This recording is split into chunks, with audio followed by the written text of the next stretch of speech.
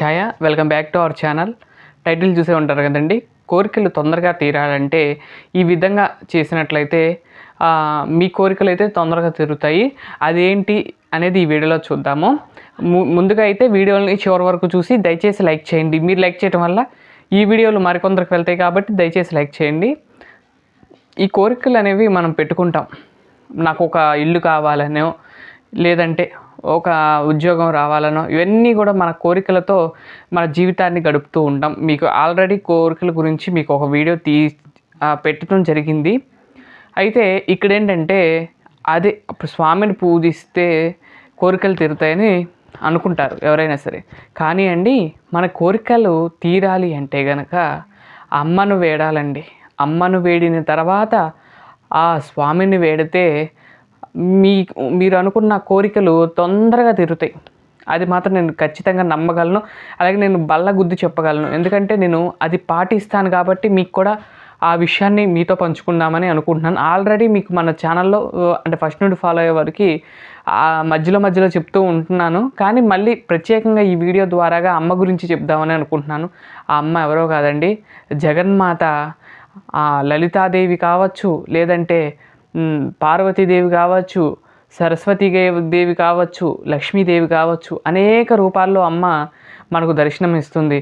స్వామి చెంతనే నిలిచి మనకు దర్శనం ఇస్తుంది. అటువంటి ఏ అమ్మ అయినా సరే ఆ అమ్మను పూజించినట్లయితే అప్పుడు మనము అనుకున్న పనులన్నీ కూడా తీరుతాయి.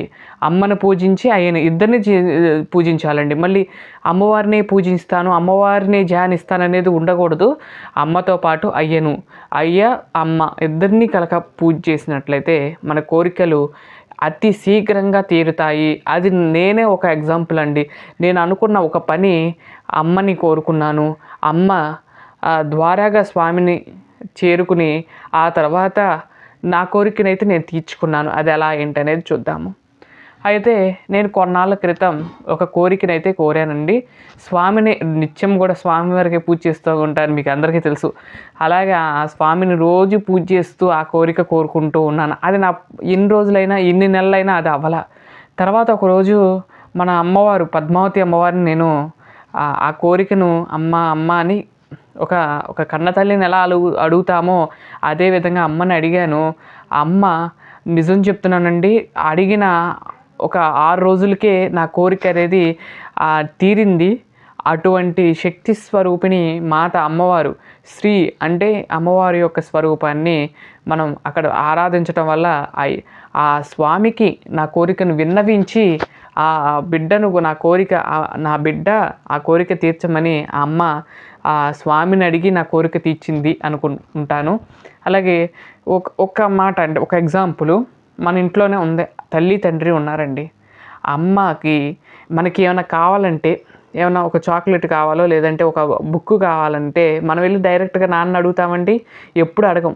అమ్మ కొంచెం అడుగు, ఆ డబ్బులు కొంచెం ఫీజు కట్టుకోవాలి లేదా చాక్లెట్ కొనుక్కోవాలి, ఫీజు డబ్బులు అడుగుంటే అమ్మ వెళ్ళి మన నాన్నని అడిగి ఆ డబ్బులు తీసుకొచ్చి మనకి ఇస్తుంది.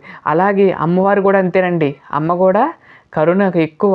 అందుకని అమ్మకు మనం విన్నవించుకుంటాం, అయ్యో నా బిడ్డ ఈ కోరిక అడుగుతున్నాడు, స్వామికి చెప్పి ఈ కోరిక తీరుద్దాము అని ఆ కోరికనైతే తీరుస్తూ ఉంటారు. అసలు మనము తిరుపతి వెళ్ళేటప్పుడు తిరుపతి ఫస్ట్ వెళ్ళకూడదంటండి. ఫస్ట్ కాణిపాకం శ్రీ వరసిద్ధి వినాయక స్వామి దర్శనం చేసుకున్న తర్వాత పద్మావతి అమ్మవారి దగ్గరికి రావాలంటండి. పద్మావతి అమ్మవారి దగ్గరికి వచ్చి అమ్మ దర్శనం చేసుకుని తర్వాత అమ్మకు కోరిక చెప్పుకుంటారు కదండి, చెప్పుకోవాలి. అక్కడ కోరిక చెప్పుకొని ఆ తర్వాత స్వామి దర్శనానికి వెళ్ళేటప్పుడు అమ్మవారు స్వామివారి హృదయం మీద పక్కనే ఉంటారు. అమ్మ ఇదిగో ఈ బిడ్డ నా బిడ్డ, ఈ బిడ్డ కోరిక తీర్చుమని అమ్మ స్వామికి చెప్పి మన కోరికలు అయితే తీరుస్తుంది. ఇది మాత్రం నేను బలంగా నమ్ముతాను. అలాగే పద్మావతి అమ్మవారే కాదండి, పార్వతులు, శివుడు పార్వతి కూడా అమ్మవారు కూడా చాలా ప్రసన్నరాలు. ఈ అంటే ఆడవాళ్ళు లేదా అమ్మలందరూ కూడా ఎంత శాంతంగా ఉంటారండి. వారు తొందరగా మన కోరికలు అయితే తీరుస్తూ ఉంటారు. అలాగే ఇక్కడ పార్వతీ అమ్మవారు కూడా శివుల్లో అర్ధ భాగాన్ని తీసుకున్నారు. ఇద్దరు కూడా సగభాగం అర్ధనారీశ్వరులు కదండి. అలాగే స్వామిని అమ్మవారిని పూజించి ఎప్పుడైతే మన స్వామిని ఆరాధిస్తామో అప్పుడు మన కోరికలన్నీ కూడా తీరుతాయి. అలాగే మనం ఏదైనా పూజ చేసేటప్పుడు లక్ష్మీనారాయణుడు, శివుడు, పార్వతిగా పూజ చేసుకోవాలండి ఎప్పుడైనా సరే. అంతేగాని శివుడు ఇష్టమని శివుడికే చేయకూడదు. అలాగే వెంకటేశ్వర స్వామి ఇష్టమని వెంకటేశ్వర స్వామికే చేయకూడదండి. నేను శ్రీ అమ్మవారు పద్మావతి అమ్మవారిని అలాగే శ్రీనివాసులు ఇద్దరిని కూడా పూజిస్తాను. అలాగే నేను రీసెంట్గా శివలింగం పెట్టుకున్నాను. రీసెంట్గా తీసుకుందాం అనుకుంటున్నాను దుర్గా అమ్మవారు. అప్పుడు శివపార్వతులు కూడా సెట్టుగా ఉంటారని నేను అనుకుంటున్నాను. శివపార్వతులు లక్ష్మీనారాయణులు ఇద్దరిని కూడా పూజ చేసినట్లయితే మన ఇష్టకామ్యాలన్నీ కూడా తొందరగా తీరుతాయి. మన కోరికలు అనేవి తొందరగా తీరుతాయి. నేను ఇది బలంగా నమ్ముతున్నాను. నేను ఆచరించాను కాబట్టి మీతో పంచుకుంటున్నాను ఈ విషయాన్ని. నేనైతే పద్మావతి అమ్మవారిని పూజించిన తర్వాత ఏదైనా కోరికలున్నా ఏదన్నా ఉన్నా కానీ పద్మావతి అమ్మవారి దగ్గర విన్నవించి ఆ తర్వాత స్వామికి విన్నవించడం అనేది జరుగుతుంది. అలాగే నా కోరికలు కూడా తీరుతూ ఉంటాయి. కానీ నేను తిరుపతి వెళ్ళినప్పుడు ఎప్పుడైనా సరే స్వామి దర్శనం చేసుకున్న తర్వాతే అమ్మవారి దగ్గర రావటం అనేది జరుగుతుంది. కానీ అస్సలు అయిన దర్శనం ఏదంటే ముందు అమ్మ దగ్గరికి వెళ్ళి ఆ తర్వాత స్వామి దగ్గరికి వెళ్ళినట్లయితే మన కోరికలు నేను చెప్పే కదండి స్వామికి అమ్మవారు తన బిడ్డ గురించి చెప్పి మన కోరికలన్నీ తీరుస్తుంది. అలాగే తల్లి అనేది ఎప్పుడు కూడా మనకి కరుణ చూపిస్తూ ఉంటారు. అందుకని వాత్సల్యాది గుణోజ్వలాం భగవతీం వందే జగన్మాతరం అంటారు. వాత్సల్యాన్ని కురిపించే అమ్మవారికి నమస్కారం అని అర్థము.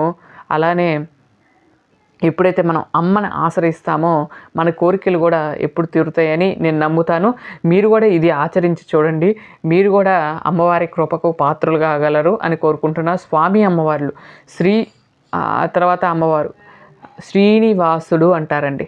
శ్రీ పక్కన ఉంది. ఫస్ట్ అమ్మవారి పేరే పలికి తర్వాత స్వామి పేరు పలకటం జరుగుతుంది. అలాగే శివ పార్వతులు అంటారు, లేదా గౌరీ శంకరులు అని పిలుస్తూ ఉంటారు.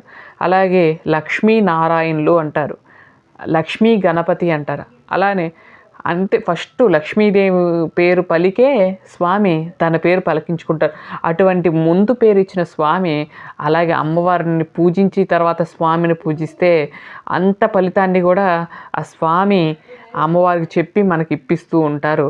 ఇద్దరు కూడా ఈ గుర్తుపెట్టుకొని ఎవరైనా సరే ఉపాసించే వాళ్ళు ఎవరైనా సరే శివుడు పార్వతిని ఉపాసించండి, లేదంటే నారాయణుడిని అమ్మవారిని ఇద్దరిని కలిపి ఆరాధించండి.